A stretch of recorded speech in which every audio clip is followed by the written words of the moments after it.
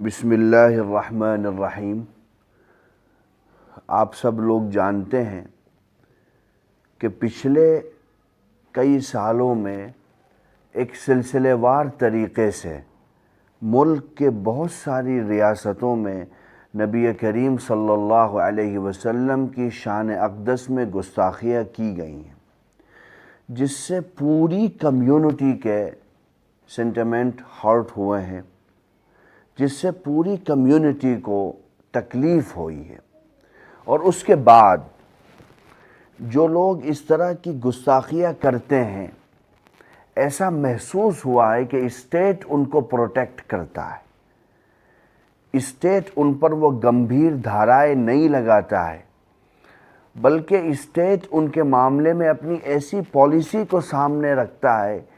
جو لوگوں کے ذہن میں سوالات پیدا کرتی ہیں اور لوگوں کی سوچ کو اسٹیٹ کے حوالے سے مشکوک بنا دیتی ہیں۔ ریسنٹ میں بھی یو پی ہو، مہاراشٹرا ہو، آپ نے دیکھا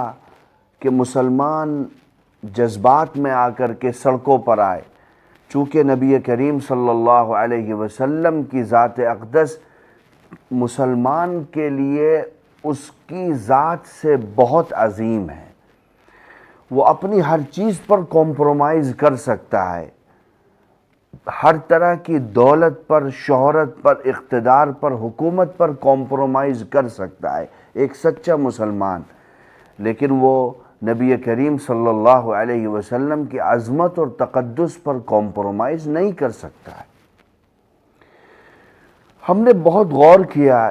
اس سچویشن پر، تو ہم اس نتیجے پر پہنچے کہ دراصل ایک پالیسی اور ایک اسٹریٹجی کے ساتھ اس طرح کے واقعات ملک میں کروائے جاتے ہیں تاکہ مسلمان سڑکوں پر آئے، پروٹیسٹ کرے، اس پروٹیسٹ کو پھر کچھ لوگوں کے مادھیم سے خراب کیا جائے اور ایک بہت عظیم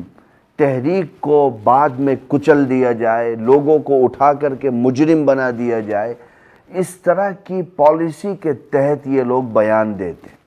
اور جیسے میں نے عرض کیا کہ ایک ان کا کام ہے، چاہے وہ دھرم سنسد ہوں جو کچھ سال پہلے اتراکھنڈ میں ہوئی تھیں، اس میں بھی آپ دیکھیں گے کہ اسلام کے خلاف، مسلمانوں کی مذہبی کتاب کے خلاف اسی طرح کی نان سینس باتیں کی گئیں۔ ہمارے پینل نے ایک ڈیسیژن لیا ہے کہ ہم اس مسئلے کو لے کر کے سپریم کورٹ جائیں گے، اور ہم آنریبل سپریم کورٹ کو یہ ریکویسٹ کریں گے کہ حضور، ہمارے دیش میں پریاپت قانونی لائنیں ہونے کے باوجود بھی اسٹیٹ اور کچھ آفیشیلز کی طرف سے پری پلاننگ مسلمانوں کے جذبات کو مجروح کیا جا رہا ہے۔ یہ بہت بڑی سچویشن میں سامنے آئے، وہ وقت آنے سے پہلے ضروری ہے کہ آنریبل سپریم کورٹ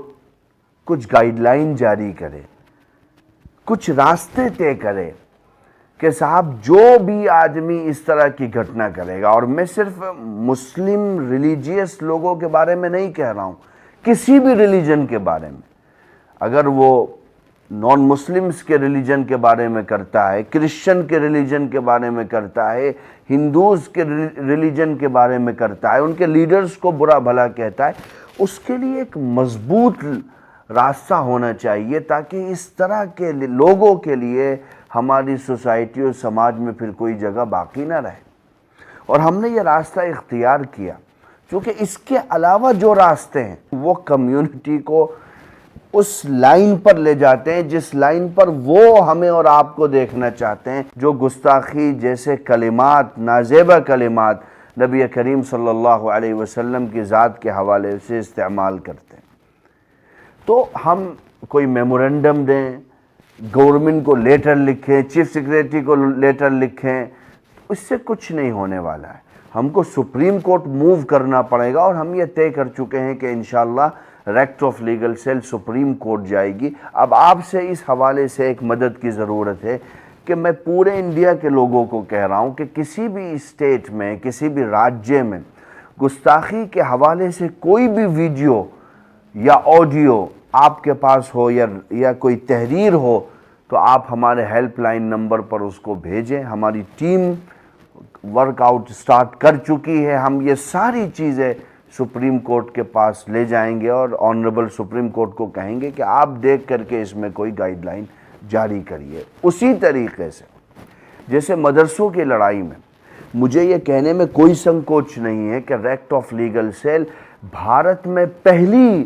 آرگنائزیشن تھی جس نے مدرسے کی لڑائی کو صحیح معنی میں ایک قانونی راستے کی طرف منتقل کیا. ورنہ اس میں بھی یہی تھا کہ لوگ بیان دے دیا کرتے تھے, بڑا سا پیپر میں چھپ جاتا تھا اور چیف سیکریٹری کو لیٹر لکھ دیا اور صاحب چیف منسٹر کو لیٹر لکھ دیا, اس سے کچھ نہیں ہوا. ہم پچھلے مہینوں میں کتنا پریشان رہے, لیکن ہمارے پینل نے یہ طے کیا. اور میں پھر کہتا ہوں, مجھے کوئی سنکوچ نہیں ہے کہنے میں, بھارت کے اندر پہلی آرگنائزیشن تھی ریکٹ آف لیگل سیل, اور ہمارا پینل جس نے قانونی راستے کی طرف رہنمائی کی پوری قوم کی.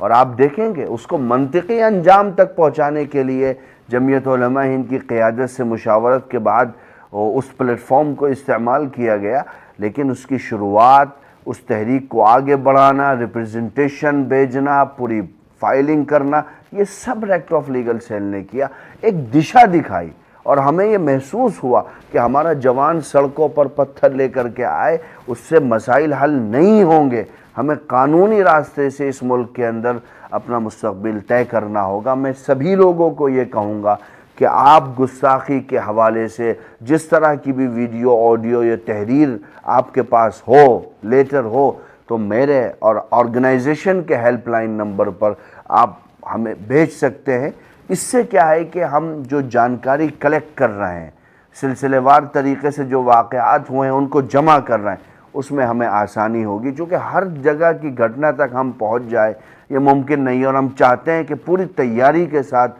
آنریبل سپریم کورٹ کے سامنے جائیں اور ان کو ان طرح کی چیزوں سے باخبر کرائیں. اللہ ہمارا حامی و ناصر ہے, وہی ہے, اسی پر ہمیں یقین کامل ہے.